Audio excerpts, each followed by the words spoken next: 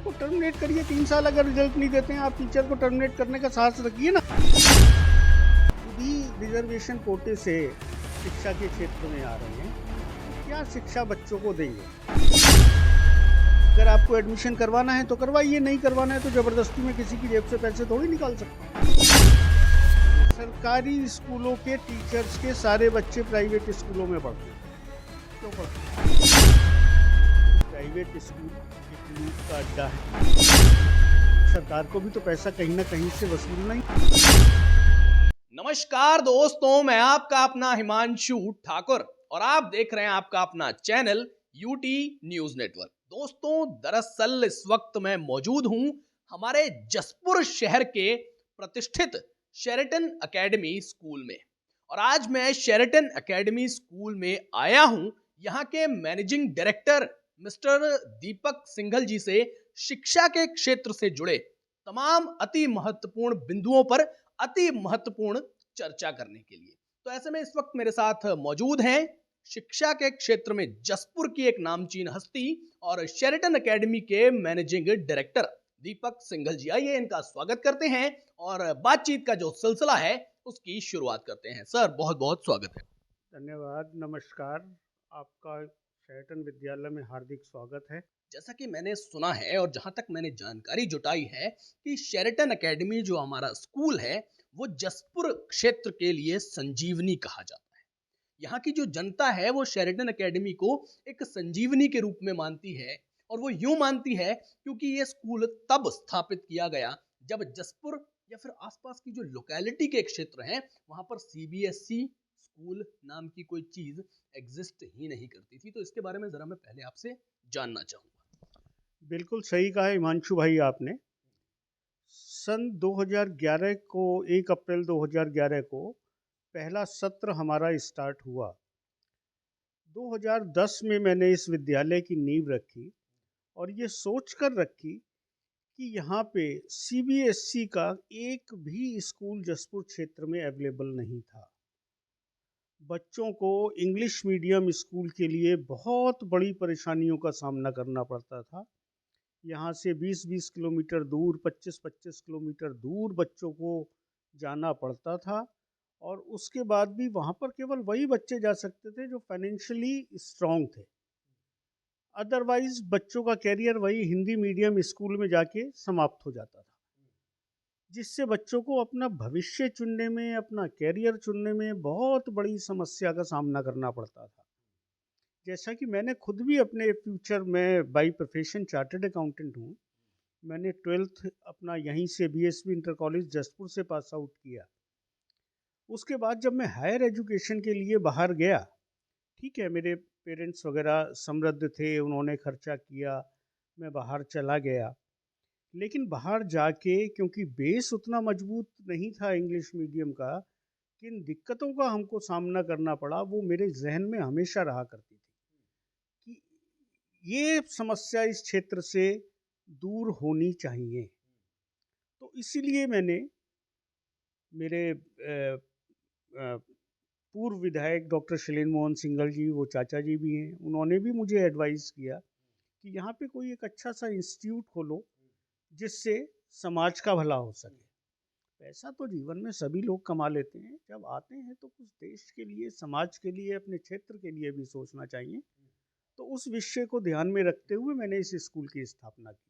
अच्छा सर, आपको ऐसा क्यों लगा कि भाई यहाँ पर केवल और केवल हिंदी मीडियम ही स्कूल है, सीबीएसई का कोई स्कूल नहीं है, तो ये जो चीज है, ये जो बात है, ये क्षेत्र के लिए हानिकारक है? जैसा कि मैंने आपको बताया, मैं हायर एजुकेशन के लिए बाहर गया और बाहर जाके मुझको दिक्कतों का सामना करना पड़ा, जबकि मैं फाइनेंशियली स्ट्रांग था, सब कुछ था, यहाँ का टॉपर था मैं। उसके बाद भी मुझको अपना कैरियर चूज करने में और कैरियर में सक्सेस गेन करने में इतनी दिक्कतों का सामना करना पड़ा, तो जो यहाँ का हिंदी मीडियम का बच्चा है उसका तो भविष्य ही लटक जाएगा। ये इस बात को दिमाग में रखते हुए, क्योंकि हमारे यहाँ प्रतिभाओं की कमी नहीं थी, जसपुर क्षेत्र में भी प्रतिभाएं उतनी ही थी, लेकिन प्रतिभाओं को निखारना ये भी तो एक अपने आप में कला है। मैंने जो स्कूल लगाया, मैं खुद प्रोफेशनली क्वालिफाइड चार्टर्ड अकाउंटेंट हूँ। मेरे ब्रदर ऑर्थोपेडिक सर्जन हैं जो इसके बोर्ड में हैं। हम लोग एक एजुकेटेड फैमिली से बिलोंग करते हैं, हमको पता है कि एजुकेशन का स्तर क्या होता है। पेरेंट्स अगर कोई आता है तो वो क्वालिफाइड लोगों से बात करता है। क्वालिफाइड लोगों से बात करने का नतीजा ये होता है कि असर कुछ बच्चों पर अलग ही पड़ता है। इसको आप प्रैक्टिकल लाइफ में देखेंगे तो बहुत बड़ा फ़र्क पड़ेगा। आप एक क्वालिफाइड पर्सन से बात कीजिए, एक अनक्वालिफाइड पर्सन से बात कीजिए, सोच बदल जाती है बच्चे की भी। यहाँ पर 80% स्कूल्स में मैनेजमेंट क्वालिफाइड नहीं है, इसलिए मैं कहता हूँ कि शेरटन एकेडमी आइए, ये आपकी पहली पसंद होगा। यहाँ पर एजुकेटेड लोगों से आपका वास्ता पड़ेगा।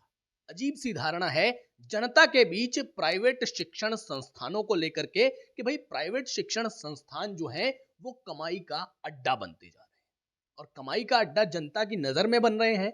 और ऐसे में जनता का जो कहीं ना कहीं जो गरीब जनता है, गरीब वर्ग है, जो निचले स्तर का वर्ग है, उनको ये लगता है कि भाई हम अपने बच्चों को प्राइवेट संस्थानों में यदि भेजेंगे तो हम लुट जाएंगे।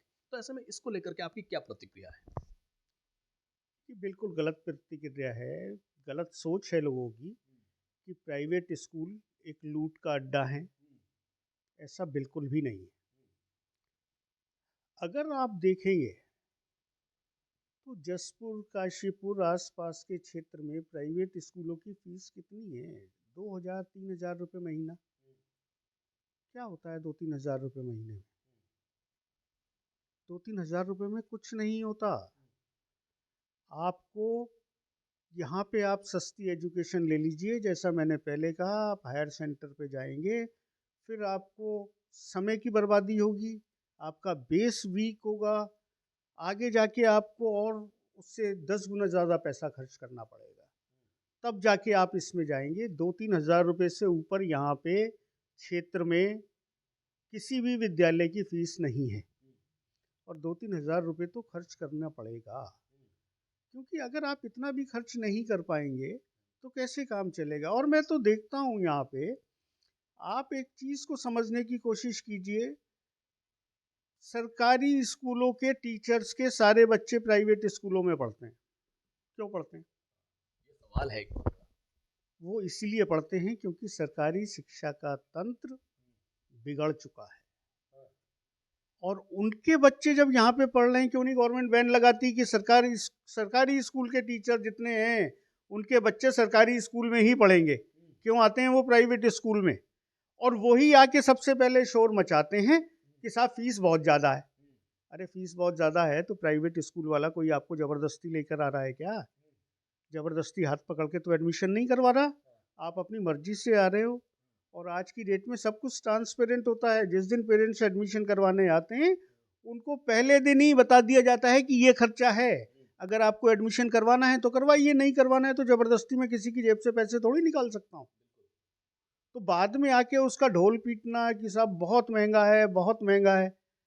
महंगा कहाँ है? महंगा कुछ भी नहीं। आज की डेट में मेरे पास ऐसे कम से कम 7 से 8 बच्चे हैं जिनके पेरेंट्स एक्सपायर हो गए, उनके पास खर्च उठाने के लिए पैसा नहीं था, और मैं बिना किसी को बताए आरटीई से अलग इन बच्चों की फीस पे करता। आपने कहा कि भाई पैसा तो हर कोई कमाता है, लेकिन पैसा कमाया जाए उसके साथ ही साथ देश के लिए, प्रदेश के लिए कुछ अच्छा कर जाया जाए तो उसकी बात ही कुछ और होती है। आप देखते हैं, अक्सर हम लोग सुना करते हैं, अक्सर हम लोग देखते हैं, इन चीजों को फेस करते हैं कि भाई अगर अच्छी एजुकेशन लेनी है तो दिल्ली, बंबई, कलकत्ता। जब भी ऐसी कोई अच्छी एजुकेशन या किसी भी अच्छे क्षेत्र की बात आती है तो दिल्ली, बंबई, कलकत्ता, बेंगलोर इत्यादि बड़े बड़े मेट्रो सिटीज का नाम आने लग जाता है। आखिर ऐसा कब संभव होगा? हमारा पूरा देश या फिर हमारा पूरा क्षेत्र अपने आप में एक शिक्षा के क्षेत्र में समृद्ध हो और लोग बाहरी एग्जाम्पल्स को छोड़ करके ये कहें कि हाँ भैया हमारे उत्तराखंड में भी ये ऐसी ऐसी जगह हैं, यहां पर आपको क्वालिटी एजुकेशन बेहतरीन कैटेगरी की मिलती है। देखिए हिमांशु भाई, वक्त बदल चुका है। जैसा मैंने कहा, पहले हमारे यहाँ प्राइमरी और सीनियर सेकेंडरी स्कूल की भी सुविधाएं उपलब्ध नहीं थीं, लेकिन अब वक्त बदल गया है। उत्तराखंड तो एजुकेशन का हब बन चुका है। अब 12th तक की तो यहाँ पे एक से एक बढ़िया, और हर क्षेत्र में, अगर मैं जसपुर में कहूँ तो जसपुर में, काशीपुर कहूँ तो काशीपुर में अच्छे स्कूल्स खुल चुके हैं, अच्छे विद्यालय खुल चुके हैं। अब जो यहाँ पे बेसिकली ज़रूरत है वो है प्रोफेशनल कॉलेजेस। हालांकि गवर्नमेंट हमारी प्रयास कर रही है, काशीपुर में आईआईएम काशीपुर खुल चुका है, लेकिन अभी कुछ इंजीनियरिंग कॉलेजेस और कुछ प्रोफेशनल कॉलेजेस की अभी अति आवश्यकता है। और उम्मीद है कि जिस तरीके से गवर्नमेंट का रुझान शिक्षा के क्षेत्र में है, वो इस ओर भी विशेष ध्यान देंगे और इस तरीके के आने वाले समय में बहुत जल्दी समय परिवर्तन हो रहा है, लोगों को इसी क्षेत्र में अच्छी सुविधाएं मिलने लग जाएंगी। दीपक जी, एक और आप सरकार से अपेक्षाएं भी रखते हैं, एक और आप सरकार पर उम्मीद भी जताते हैं कि हाँ सरकार प्रयास भी कर रही है, और एक और आप ही कहते हैं कि भैया हमारा जो सरकारी शिक्षा का तंत्र है वो उतनी उत्कृष्ट शिक्षा व्यवस्था को बनाए रख पाने में असमर्थ है। उसका सबसे बड़ा रीजन रिजर्वेशन है। शिक्षा, मेडिकल, इन दो क्षेत्रों से रिजर्वेशन हट जाना चाहिए, क्योंकि जो लोग कम से कम बच्चों के भविष्य से खिलवाड़ ना किया जाए। रिजर्वेशन गलत चीज़ नहीं है, लेकिन सरकार को चूज करना चाहिए कि शिक्षा और स्वास्थ्य दो ऐसी एरियाज हैं जिसको रिजर्वेशन मुक्त किया जाना चाहिए। क्वालिटी एजुकेशन आप तभी दे सकते हैं जब यहाँ पर क्वालिटी टीचर्स, क्वालिटी फैकल्टीज आपके पास अवेलेबल होंगे, अदरवाइज ये नहीं हो सकता। लेकिन सरकार के जो नुमाइंदे हैं वो तो खुद अक्सर इस बात को कहते हुए नजर आते होंगे आपको भी कि हमारे सरकारी स्कूलों में, सरकारी कॉलेजों में जितने वेल एजुकेटेड टीचर्स हैं उतने तो प्राइवेट वालों के पास नहीं है, और उसके बावजूद भी ऐसी अगर कमी आ रही है तो फिर इसका मतलब कहीं ना कहीं लापरवाही मानी जाएगी। देखिए, इसका सबसे बड़ा किसी के कहने से और किसी के करने से कुछ नहीं होता। आप लास्ट ईयर देखिए, हमारे माननीय शिक्षा मंत्री जी ने, अरविंद पांडे जी ने कई गवर्नमेंट स्कूल्स को सीबीएसई बोर्ड से संबद्ध किया। आप उनका रिजल्ट उठा कर देखिए, अगर वहाँ पे क्वालिटी एजुकेशन थी तो सीबीएसई बोर्ड का रिजल्ट उनका इतना डाउन क्यों गया? क्यों गया? अब दोबारा से सरकार विचार कर रही है कि इनको पुनः उत्तराखंड बोर्ड में ले लिया जाए। तो ये तो गंभीर चिंतन का विषय है। मेरी अपनी व्यक्तिगत राय ये है, सरकार को इसके ऊपर विशेष रूप से ध्यान देना चाहिए। सरकार के पास बहुत एजुकेटेड कमेटियां हैं, बहुत अच्छे अच्छे लोग बैठे हुए हैं, विद्वान लोग बैठे हुए हैं। वो इसको सीरियसली इस विषय के ऊपर सोचें कि ऐसा क्यों हुआ, ऐसा क्यों हो रहा है। सरकारी स्कूल्स में आप इतने अच्छा पे स्केल दे रहे हैं, इनकी जिम्मेदारियां क्यों नहीं फिक्स की जा रही? ऐसा नहीं हो सकता कि वो उनकी जिम्मेदारियां आप फिक्स नहीं करेंगे। आप उनको टर्मिनेट करिए। 3 साल अगर रिजल्ट नहीं देते हैं, आप टीचर को टर्मिनेट करने का साहस रखिए ना। किस लिए आप उसको 70-80 हज़ार 1 लाख रुपए पर मंथ की सैलरी दे रहे हैं और वो रिजल्ट आपको कुछ दे नहीं पा रहा है? क्यों? ऐसा क्यों? एक और हम बात करते हैं कि हमारे देश में जो चिकित्सा व्यवस्था है, जो मेडिकल्स की व्यवस्था है, वो यदि संभव हो तो भैया निशुल्क हो जानी चाहिए, या फिर जो है इसमें से जो धांधली है वो पूर्णतः खत्म हो जानी चाहिए। और दूसरी ओर जो इसका दूसरा फैक्टर है वो ये है कि हमारे खुद के भारत देश में मेडिकल की पढ़ाई इतनी महंगी है कि लोगों को दूसरे देश में जाकर के वो पढ़ाई करना ज्यादा सरल लगता है। तो ऐसे में कैसे बात बनेगी? अगर एक जो स्टूडेंट है वो लाखों लाख करोड़ों रुपए लगा करके मेडिकल की पढ़ाई करेगा, तो भविष्य में अगर उसको सही संसाधन और साधन, पैसा अर्जन करने के नहीं मिलेंगे तो क्या गारंटी है कि वो गलत रास्तों पर नहीं जाएगा? हिमांशु भाई, फिर वही सवाल आता है। आप समझिए कि मेडिकल एजुकेशन भी इतनी एक्सपेंसिव क्यों हो रही है? उसका सबसे बड़ा रीजन रिजर्वेशन है। आधी से ज़्यादा सीटें आपने रिजर्व कर दी, जिनको आप फ्री ऑफ कॉस्ट एजुकेशन दे रहे हो। बाकी का सारा बर्डन फिर जनरल पब्लिक के ऊपर आ गया।